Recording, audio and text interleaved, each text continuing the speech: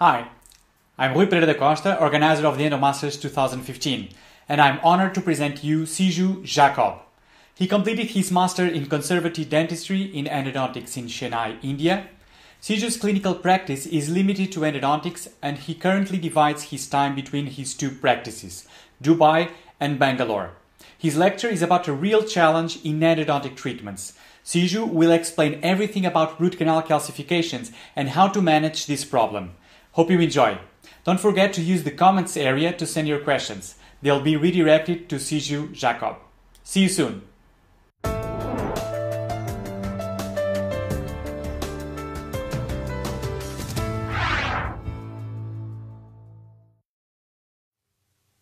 Hi, this is Dr. Siju Jacob from Bangalore, India, and I am going to talk about clinical management of pulpal calcifications. For any clinician, the first step in endodontic therapy is to perform an adequate access. And most of us would prefer cases like these where you have a wide canal and when you plonk your burr into the tooth, it lands up straight into the canal. Or cases like these where the canal is clearly visible and you don't have to go around hunting for the canal. But in reality, as endodontists, these are the cases that will get referred to you. For example, in this case, you have somebody who tried to do an access, couldn't locate the canal because the canal is completely obliterated. So then they refer the case to you to complete endodontic therapy. Or a case like this molar where somebody went in, found the distal canal, obturated this canal short, and then went around looking for the mesial canals, couldn't find it because it's obliterated. You can see there is no trace of the mesial canal there. And then you will get referred these kind of cases. So I started my practice in 2001, and for the first 3 years I practiced without a microscope. And when I was referred these sort of cases and I didn't have the microscope, it was always a bit of a Russian roulette because we were never really sure how to proceed in these sort of cases. We would just take an educated guess and then plonk the burr in, and it would either land up in the canal or it would go in for a perforation. So there was a lot of guesswork involved when we were treating these sort of cases. But once the microscope came into the practice, everything changed. We found that treating these sort of cases was much more predictable with a microscope than without a microscope. And over the years, I've developed a certain protocol when I treat these sort of cases. Now, when I looked around in textbooks and other educational resources, I couldn't really find out anybody who had written a concise article on what to look for under the microscope when you treat calcified canals. So I thought it'll be good if I could organize my thoughts and protocols into a sequential manner so that it is useful for somebody, a newcomer who is starting to use a microscope. Because when you start using the microscope in the beginning, the data or what you see can be overwhelming in the beginning. So it is good to know what to look for. Otherwise, you can get lost very easily, even with magnification. So this lecture is an attempt to list out some of the characteristics of what to look for when you get a calcified case. If you want to divide pulpal calcifications, you can divide it into pulp stones and calcific metamorphosis. Pulp stones can be further divided into removable and attached pulp stones. Denticles are a completely different entity. These are important from a histopathological view. So these are isolated particles of calcifications, and they are not very significant clinically.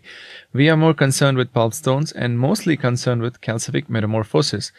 Let's briefly look at what each of these are in detail. Removable pulp stone is the most common calcification that we see in clinical endodontics. It is basically hardened mass of pulp tissue, and as the name suggests, removable, which means it can be easily dislodged. It's not firmly adherent to the adjacent walls, so you can use a spoon excavator or ultrasonics to vibrate it out, and once this calcified mass comes out of the pulp chamber, you can see the rest of the pulp tissue, which is fairly easily negotiable. So this doesn't require much in-depth knowledge on how to manage. It's very easy to manage. Attached pulp stones are a little more difficult to manage, and as the name suggests, attached means these pulp stones cannot be dislodged that easily. They are attached to the surrounding walls, and you have to actually drill them out with ultrasonics or a burr to actually dislodge it. However, today's discussion is mostly pertaining to this phenomenon called calcific metamorphosis. What is calcific metamorphosis? Calcific metamorphosis means the entire pulp tissue gets converted into calcified tissue, and the pulp gets completely obliterated. So you can see in this tooth, you can hardly see any evidence of any pulp here, or similarly in this tooth where you cannot see any trace of any canal or pulp there, whereas on the adjacent tooth it's clearly visible. So this is known as calcific metamorphosis. And another characteristic of calcific metamorphosis is that it always starts from the coronal part and then progresses apically. So if you see this tooth, you cannot see any canal coronally, but towards the apical half you can see what looks like a canal. And similarly in this tooth as well. So the clinical skill involved is to stay on track from here to here till you actually reach the canal, and that is what where certain characteristics come into play, and that's where this lecture can be helpful to someone who is starting out on microscopic endodontics. So what about the treatment of these sort of cases? The first step is to determine whether or not you need to treat these sort of cases. If you can see, this patient was referred because he or she had a problem with discoloration of the anterior tooth. Now the practitioner did a vitality test and found that this tooth was non-vital. They took a radiograph and then said, you know what, this tooth is non-vital and we're going to plan a restoration on it, so why don't you do an endo on this? Now, just because the tooth is discolored and there is an evidence of calcification doesn't mean that this tooth needs to be treated, because the patient is asymptomatic, and if you look at the periodontal ligament, it seems fairly intact. So at this point in time, I wouldn't advise any treatment for this sort of case. Whereas this sort of case that you see here, where the canals are again completely obliterated, but there is evidence of some periapical change, and clinically there is an evidence of a sinus tract. So this case is indicated for treatment. So that's the first step, to determine whether or not a treatment is necessary in the first place. So once you've established that treatment is necessary, you need to have certain tools in your clinic to treat these sort of cases. What are the essential tools when you are treating calcified canals? First of all, you need a microscope. Microscope, you need it for all aspects of endodontic therapy. But especially in calcified canals, in order to appreciate the different color changes, you need to have a microscope. So if you are not using a microscope, what follows in this lecture will be meaningless, because you will not be able to see any of the things that I'm talking about. So microscope is very important. You need to have a microaspirator and stropco in your armamentarium, because what the stropco and the aspirator does is it blows away fine dust and debris, and also suctions out debris and dust deep in the canal. And you are going to work in deeper aspects of the canal when you treat calcified canals. So microaspirator and stropco is essential. These are special burrs called Munn's burrs, which are extremely useful when you are working on very tiny areas, very tiny calcified areas within the root canal. Munn's burrs, there are two distinctive characteristics, or two important factors which are really helpful when you are working with calcified canals. One is the very small sizes at the tip, and the second is the really long shank, which enables you to have adequate visibility. So here you see the Munn's burr in action, where you can see, because of the extended shank, there is adequate clearance, so you're able to see where the tip is working. And because the tip is very small, you can specifically drill on very tiny areas.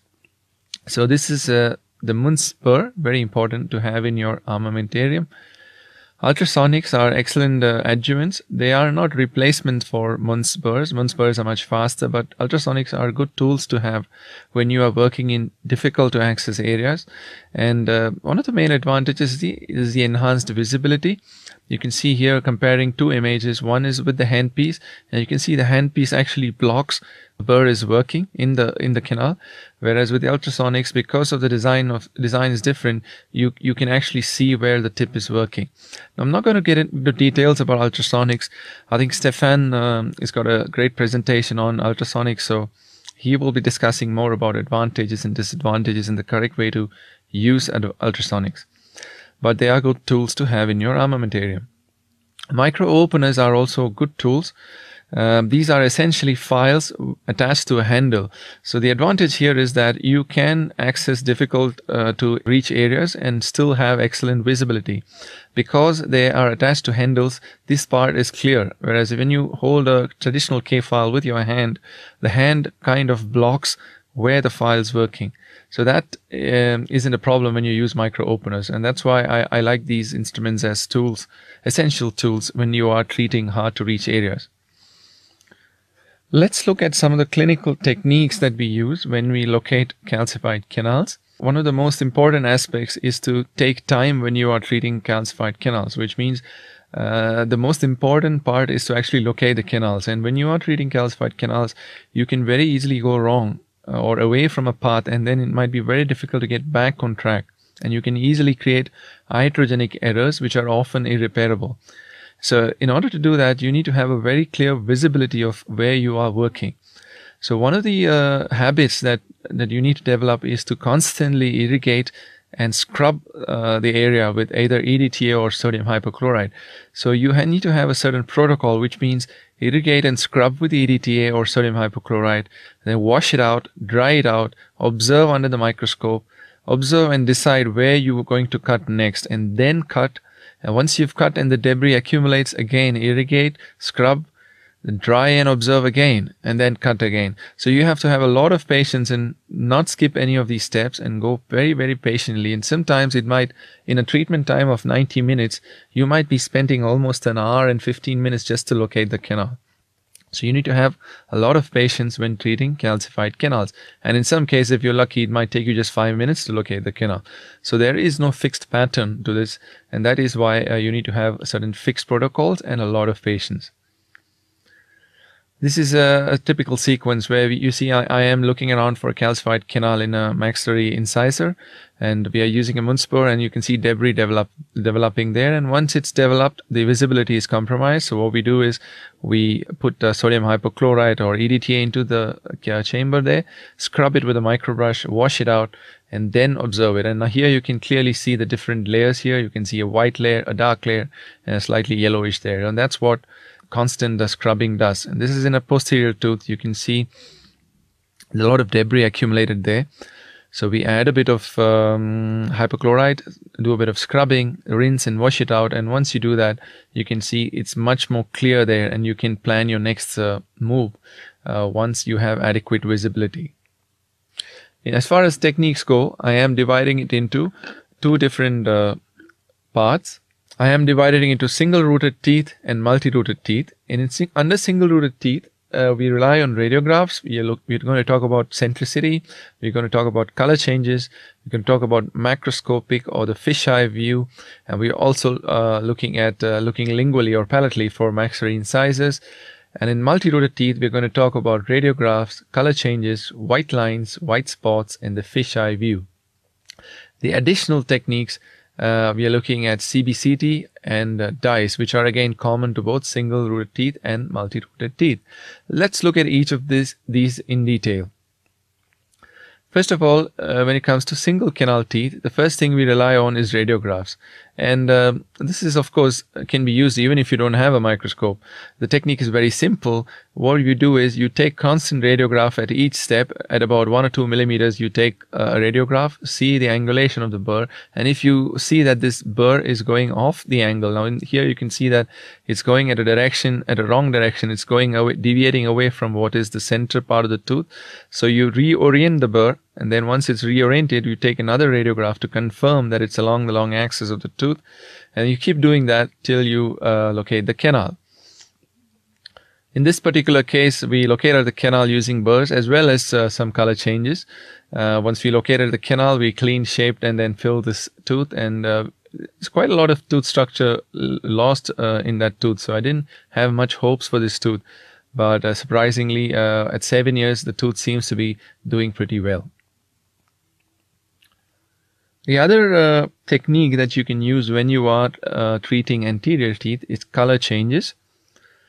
What do we mean by color changes? Now, when you are treating single canaled teeth, which are completely calcified, we find that the calcified portion of the canal is a darker color than the other areas, which is more whitish in color. So here you see the monochromatic dentine, which is like white in color, and then in the middle you see this dark area here. So if there is a canal in this tooth, it is underneath this dark layer. So we are not going to drill here, we're not going to drill here. If you do drill here or here, you will end up in perforations. So we are drilling only in the middle of this portion, this dark portion here. So that's how we use color as a tool to know where to drill. So we use a Munz burr on that dark portion over there and keep doing that. And at one point, the dark portion opens up and you can see the canal over there. And once you locate the canal, and the rest of the procedure is fairly straightforward. This is another case, which is a mandibular premolar, where the previous clinician has made an access cavity, and you can see the access has gone off the center portion of the tooth. So we need to know that we need to bring it back. The first step is to bring the access cavity back, and that alone is not enough many a times. We are also going to rely on color changes. So what are the color changes we're looking at? If you look at this image, you see a darkened portion in the middle, which is darker than the adjacent areas, which are more whiter. So if we are going to drill, this is the portion of the pulp that used to be the pulp at one point in time and is now calcified. So if we are looking for the canal, this is the place that you want to drill down further. We're not going to drill here, we're not going to drill here. Drilling on either of these areas will result in a perforation, so we stick to just the central part. So in this image, you can see we are drilling along the central part, and at one stage, as you go down deeper, we find that the adjacent areas here become whiter in color, and the only part which remains dark is this part over here. So again, we stick to just the darker part with the spot in the middle. This is a characteristic sign of a calcified canal. So you don't want to drill here, you don't want to drill here. We just stick to the darkened portion over there, and you can see the darkened portion remains consistent, and as you go deeper, you find that the darkened portion eventually gives way to a tiny bit hole. So we put in a small micro opener there and a C+ file, and that's the canal that you see there. So you can see the canal and how it's remained consistent. It's in the darker areas, and because you have magnification, you are able to differentiate between the darker areas and the whiter areas, and then stick to instrumenting only the darker area to eventually land up in the canal. So that's the kind of predictability that microscopic endodontic gives you compared to endodontics without the microscope. And of course, once you located the canal, the rest of the procedure is fairly straightforward. We clean, shape, we put calcium hydroxide, and then later on, once the symptoms subside, we obturate the case and do a composite core. Here's another case where the previous practitioner has made an access, couldn't find the canal because the canal is completely obliterated. And when we look at this tooth, it looks like the practitioner has made a good attempt, because if you see, his access cavity is right in the center of the tooth. But because we have the luxury of the microscope, we are able to evaluate not just the position of the access cavity, but also the color changes. And what do you actually see? You see a whitish area here, and then a darkened area over here. So again, we don't want to drill here because it's whitish and that's dentine there. You want to stick to this place because this is what used to be the pulp once upon a time. So we're going to look for the canal in the darker areas. So again, we use a Munz burr. We go down that darkened area, and as we keep drilling downwards, at one point you can see the canal. So that's the opening, tiny opening to a canal. We stick in a file there, and then we clean it up. And once you clean it up, then the rest of the procedure is again the same. We clean, shape, fill it up, and do the composite core. So this is the pre-op and this is the post-op, and it's pretty conservative because we have not destroyed any adjacent tooth structure. We only destroyed whatever the practitioner has taken off earlier. The other rule that we can look at is called law of centricity. Centricity basically means that in single rooted or single canal teeth, if you have only one canal, that canal will be in the middle of the tooth. So if you have a tooth like that, you can see the canal is not going to be here, it's going to be somewhere here. So in this case, somebody has gone around looking for the canal and is most likely perforated.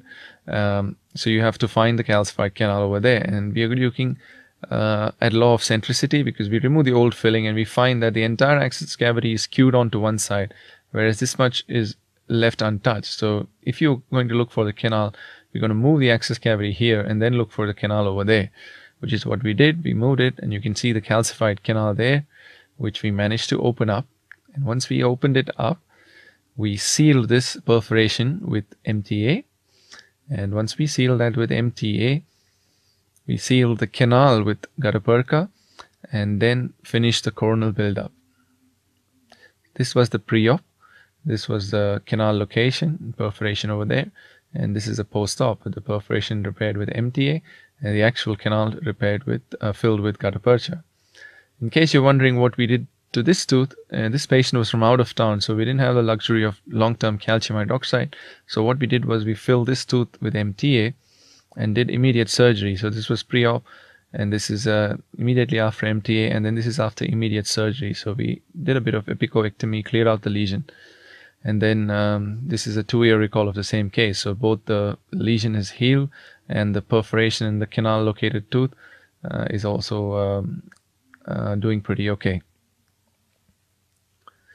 The other clue we look for when we treat single-rooted tooth, especially maxillary incisors, is we tend to look palatally, because the orientation of these teeth is such in the arch that whenever most people make the access cavity, they tend to go more labially than they're supposed to go. So they tend to look for the canal labially, and in fact the canal will be more palatally placed compared to what you see here. So that's the first step. Whenever you get a calcified canal, the first thing we do is look palatal to where the previous practitioner has looked. So here you can see the previous practitioner was looking for the canal there, but what you can see is a lot of dark area and plenty of palatal tooth structure still left. So you can see the amount of palatal tooth structure still left there. So we remove this area and look for the canal there.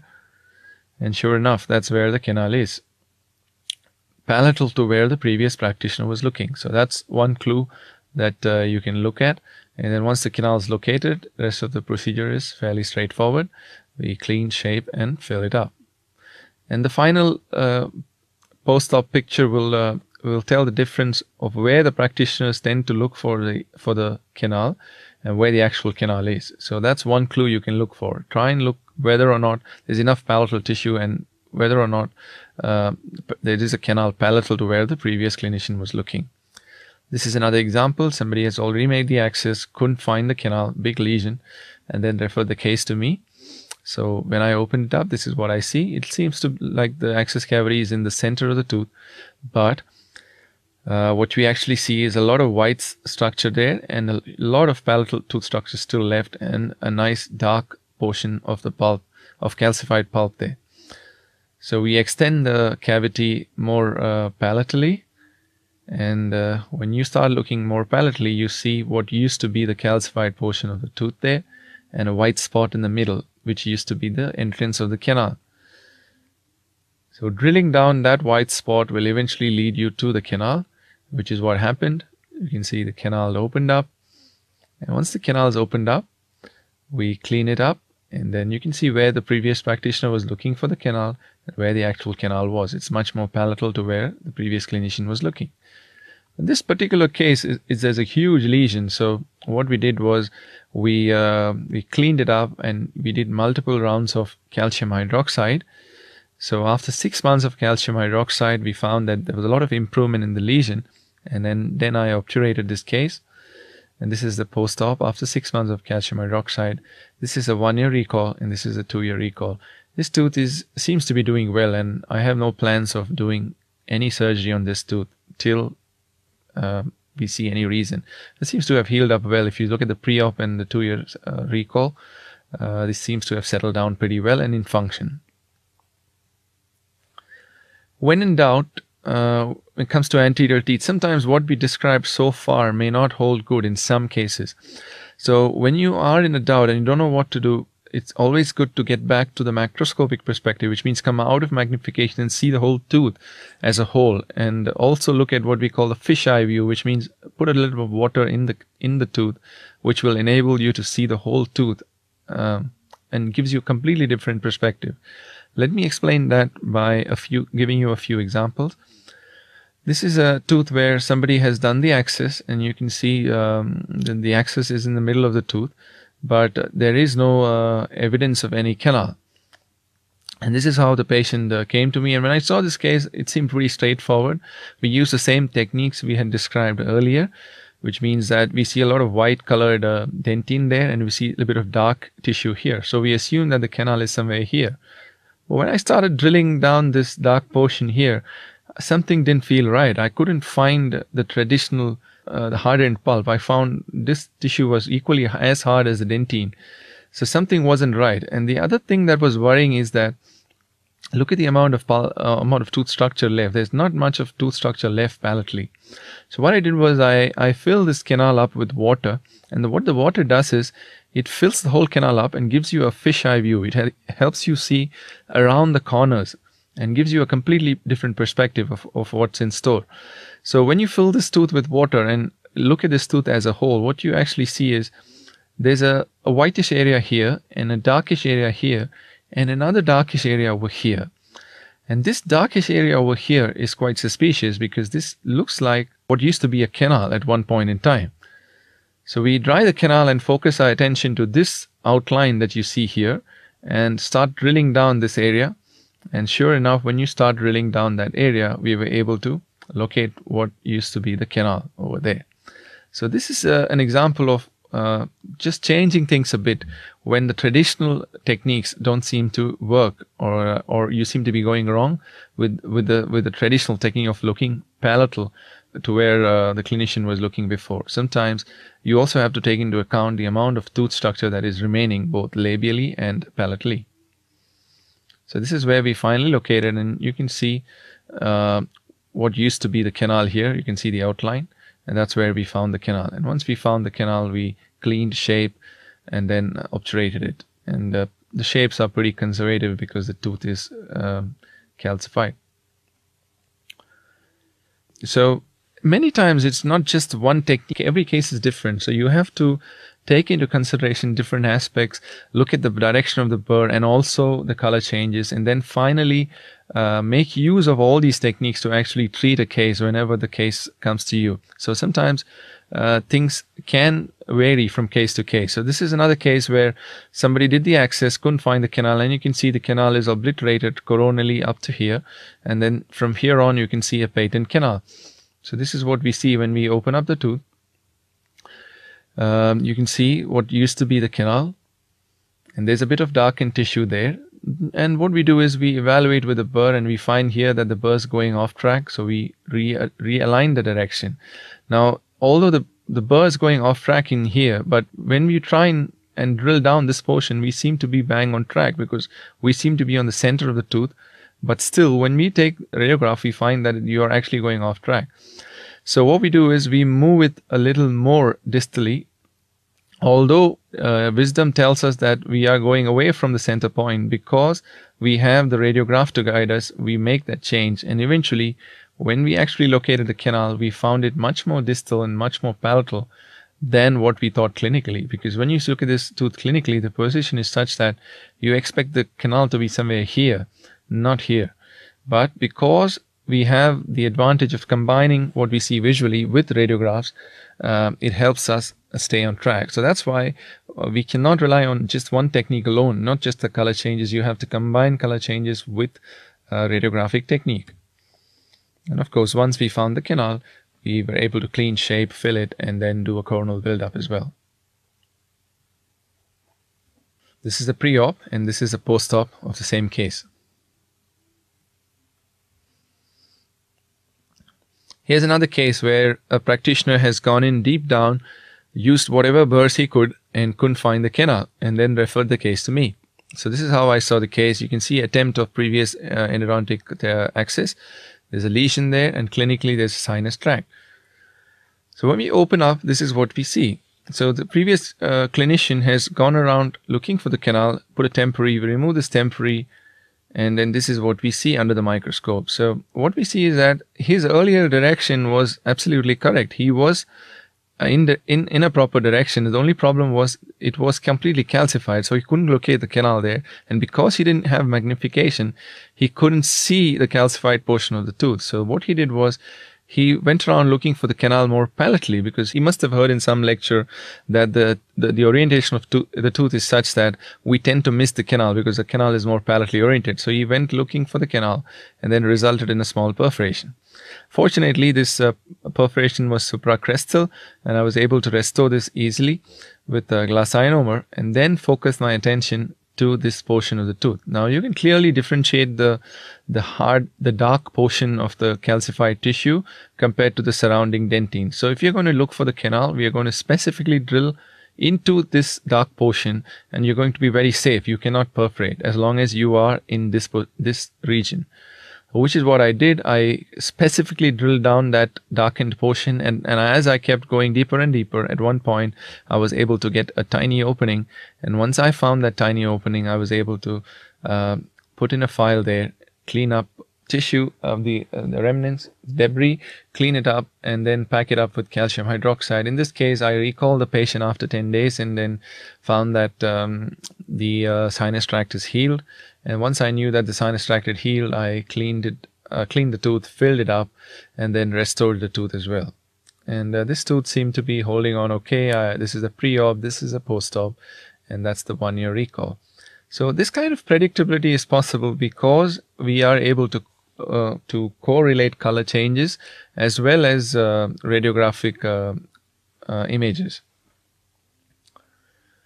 Some additional tools for canal location are cone beam CT and ophthalmic dyes. You can use CBCT for locating canals because what it does tell you is it tells you the direction. If you are wrong on direction labially or palatally or lingually, then the CBCT will help you. This is a case which was referred to me, which was misdiagnosed. So you can see this is there was probably no reason to do endodontic therapy on any of these teeth because this is a nasopalatine cyst.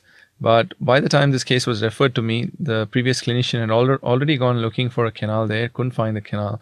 And then in the other canal, they found the other tooth, they found the canal, but a broken instrument. So this was referred to me for finding the canal in this tooth and then retrieving the broken instrument in the other tooth.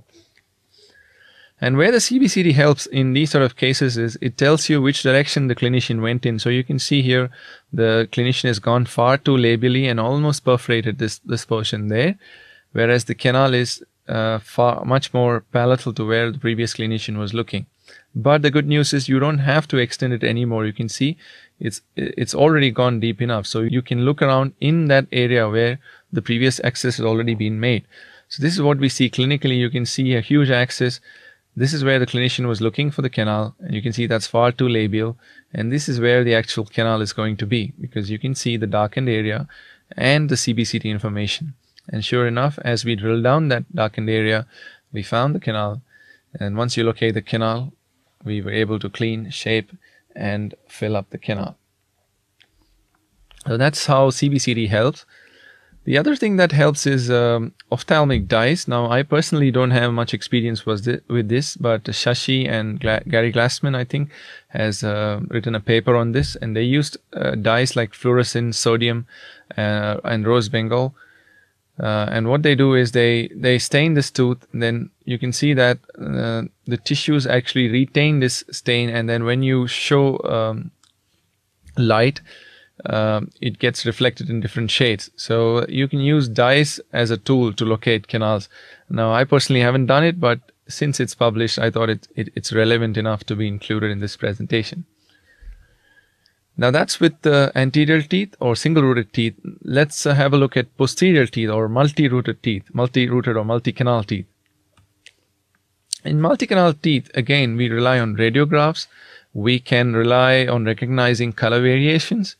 We can rely on tracing white lines, and we also look for white spots. In addition to this, you can also look at fisheye view, which was described earlier. Radiographs of the main indications. Now you can see in this tooth you can clearly see the pulp chamber, whereas in this tooth the pulp is completely obliterated. So they give you a clue as to whether or not a tooth is calcified. Here again you can see what used to be the pulp chamber is now completely obliterated. What you see there is actually the coronal part, the cervical part, which has a lesion. So radiographs are important tool. The other important tool is color variation, which is the main way of looking for the canal in posterior teeth. When we say color variations, again, we find that the pulpal floor is a different shade to the adjacent dentine, which is more whitish. So here you see this is dark brownish in color, or dark yellowish brownish, whereas the adjacent dentine is whitish.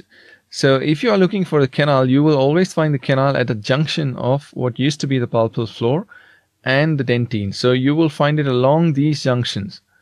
You don't want to drill around on the whiter portion because that will end up in perforations. You don't want to drill here or drill here. You want to stick to these areas where the junction of the darker areas with the whiter areas.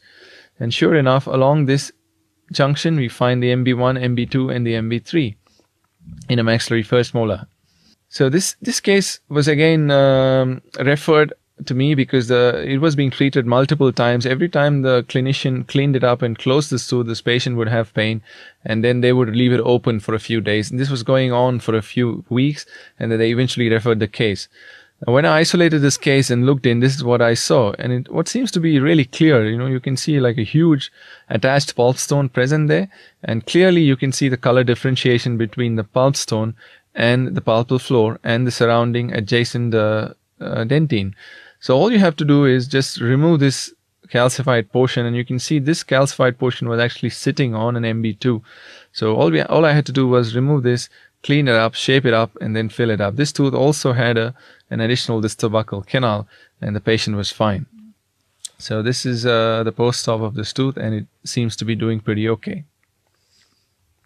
Here's another example of color differentiation in posterior teeth. Somebody did an access on this, couldn't find the canals. They were trying to locate the canals and couldn't go in, and you can see a remnant of the calcified portion there. And when we open up this tooth, this is what I saw. You can see the attached pulp stone is glassy in appearance and is a completely different texture or shade compared to the adjacent dentine. So this is how we differentiate the calcified portion from the adjacent dentine, so that we can selectively drill out this calcified portion. Once you drill out the calcified portion, we see what used to be the pulpal tissue over there. And then we remove the pulpal tissue from there to locate the canals. And then of course we fill it up and do the coronal build-up. So things become more predictable when you can clearly differentiate different shades of color when you are working on posterior teeth. Here's another example. This patient was referred to me for endodontic therapy of the mandibular second molar. This had a cervical lesion, so I restored the cervical lesion first before attempting a conventional access. And when you go in there, what you see is completely calcified pulp chamber. So because again you can see the differentiation between the darkened portion of what used to be the pulp and the surrounding whitish areas. So again, because we can clearly see these color differentiations, you can stick to drilling out just the center portion, just the darkened portion, and you can predictably go deeper till you locate the canals. And once you locate the canals, you can clean shape, we fill it up, and the post-op x-ray shows you the predictability of staying on track. And because we have magnification, you have the confidence to stay on track and maintain or conserve as much of coronal structure as possible. The other tool you can use for when you work on posterior teeth is white lines. When we say white lines, it means that you have grooves which connect two canals. So if you're not able to locate the canals and the canals are completely blocked, and you are lost and you don't know what to do, you can use these white lines as a tool to find canals. So this is a tooth where the canal is completely obliterated. You can see no canal in this, but there is a clear canal present here. So when we remove this bridge, what we found is a temporary which the previous dentist has put. When I removed the temporary, I couldn't find any trace of any canal anywhere. So what do you do in these sort of cases? This is a maxillary premolar.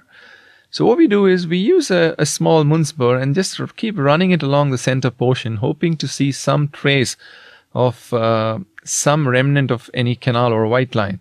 So when you start removing some of the portions of the tooth, what we actually see is a dark white line there. And that white line will connect canals, the buccal and the parallel canal. So we stick to this white line and that white line leads you to the two canals, buccal and the palatal. So that's another technique which you can use. You can use white lines as a tool to link canals. This again, once you locate the canals, I guess you can just go about routinely, and because this had a large periapical lesion, I fill the canals with calcium hydroxide and then recall the patient later on. The other technique you can look for is something called white spots. Now, calcified portions of the canal, especially in posterior tooth, tend to appear as white spots when they are completely obliterated. So you can use white spots as a tool. Now, this is an example of a tooth where the practitioner has gone around looking for the canal, found the distal obturator halfway through, and then went around looking for the mesials and couldn't find it, and then referred the case because the patient had pain. Of course, this patient has some perio issues as well, which is a completely different topic. But what I'd like to show you is when I removed the original the temporary filling which was there, what I saw was a lot of debris there.